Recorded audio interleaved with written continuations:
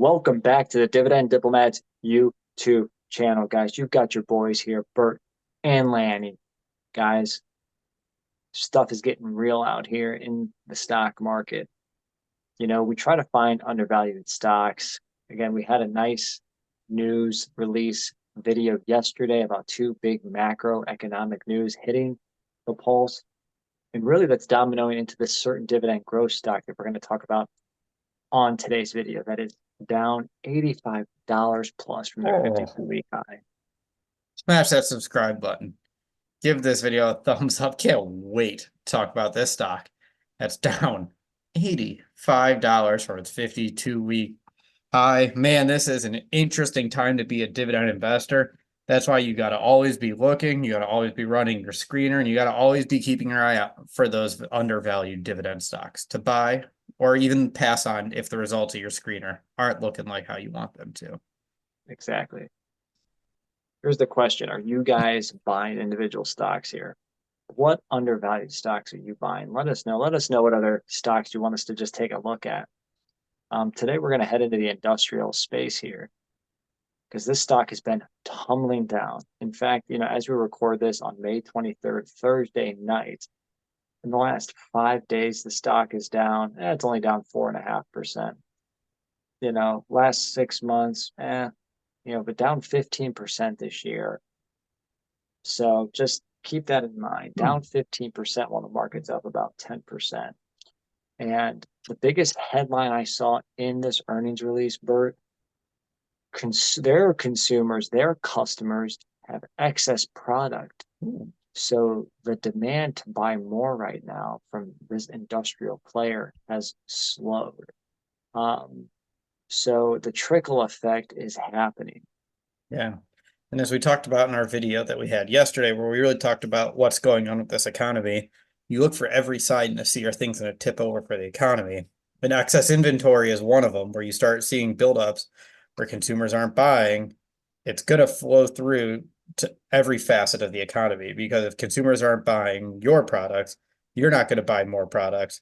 That company's not going to buy more products. And everything is just going to keep flowing down the chain.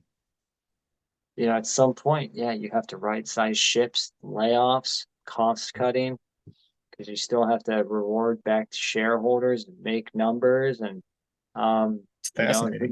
who knows how long the storm's going to last, guys. But today we're talking about Rockwell Automation, one of my favorite companies I have in my portfolio. Ticker symbol is ROK. Bert, did you end up buying Rockwell? I think no. I was just about to say I'm jealous that I never bought Rockwell. I really wish I had. Oh, it was Cummins that you ended up buying, I think. Yeah, yes. Yeah, which has been great too. It's been great. I should have just bought both. And Rockwell, Yeah. again, over the last 5 years, they're up 70%. It's great. But the last, few months here, it's been rocky, down 15% almost this year. Again, down almost $85 from their tipping point at their 52-week high. Their release was unpleasant to read. Sales were down about 6.6%, but then they even said, hey, well, if we look at it organically, sales were down even worse to 8.1% they were down. Yeah, usually you put the organic sales in there to make you feel better about it. They're like, yeah, they both sucked. Let's just take it on the chin right now while we can. I guess the question is, were they able to at least cut costs? My goodness. No, that answer is no. Diluted EPS was down to $2.31 per share, down 11%. And so they just took it on the chin from the top line and the bottom line.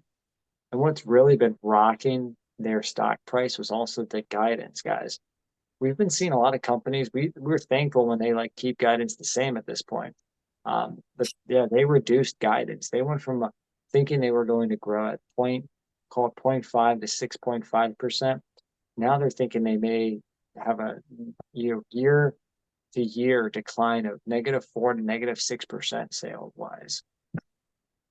Yeah, you said it best. Terrible earnings release. Lower sales, lower earnings, lower guidance. So yeah, not really the best one here for Rockwell. But the reason why I like this company is just, their balance sheet's pretty strong, very good current ratio, current assets over current liabilities close to 2 times. Quick ratio is well over 1.2 times. Long-term debt is down 10% from this time period last year. That's all trending just fine. So, I'm not concerned, especially when we look at the Dividend Diplomat stock metrics, right, Bert? It's absolutely right. Those three metrics: PE ratio less than the S&P 500, payout ratio less than 60%, history of increasing dividends, where you look at that 5-year dividend growth rate and how many years we've been increasing that dividend, and then that bonus metric here, the dividend yield. So Rockwell, this one's going to be a fun one because to your point, Lanny, I'm really intrigued to see what's going to happen here. If they're down so much, if they're down $85 from their 52-week high, they're down that 14% year to date. How are these metrics looking? $262.04 is their stock price. Aha. Again, we're gonna use the midpoint to the estimate range from management, which was between 880 and 980. So we're gonna estimate earnings to be $9.30. So right in the middle. That's a PE of 28. Probably at the market-ish. I don't like that high of a PE ratio. No, no, I was just as surprised looking at it right before we started this video. You know what? I'm just as surprised hearing you say it because that's not what you'd expect based on what's happening. That does show that at least taking a step back, you said you like them. You said they're a quality company. The P ratio reflects the fact that they are a quality company. I will Right. say that. That's the positive spin of the high PE ratio. It's just not Rockwell's a great cheap. company, guys. So yeah, Yeah. don't get me wrong here. Yeah. Sometimes when we say something's expensive, we minimize the fact that they are a good company and they're trading at a high valuation for a reason. What about that payout ratio, Bert? That dividend, nice round $5 per year per share. That gives you a perfect payout ratio of 53%, right? Smack in that perfect 40 to 60%. Yeah, you gotta like that. Not concerned about any dividend cut, No, pause, or freeze, or anything like that. nope. And you want to see that, especially when you see such a crappy earnings release and you see sales going down. How does it impact the dividend? We're dividend investors. We've gotten too many dividend cuts this year. Don't have to worry about a 53% dividend payout ratio right now. No, we don't. And the 5-year growth rate, when you get into dividend growth, been doing it for 14 years. 5-year average is 5.18%. Last increase was actually 6%, so higher than the 5-year average. I would expect it probably around the 5% going forward. Yeah, I agree. I very much agree. And that yield with the drop down of 14.47% year to date has shot up to 1.91%, which is 5 basis points above its 5-year dividend yield average of 1.86%. They had a big rocket up in share price, so just keep that in mind why that 5-year average, probably isn't so far, below their current yield.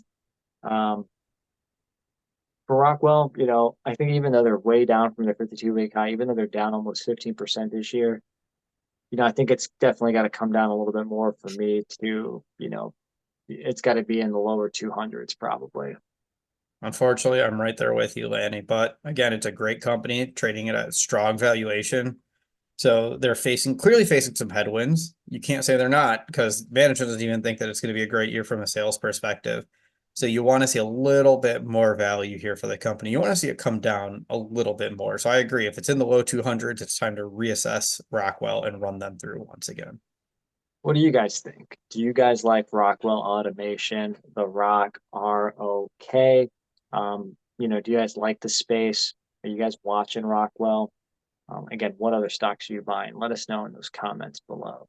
If you haven't already, subscribe to the channel. Give this video a thumbs up. Lanny, what do we need to tell the diplomaniacs out there? You're either with us or you're against us, Jack. That was Bert, and this is Lanny from the Dividend Diplomats. Over and out.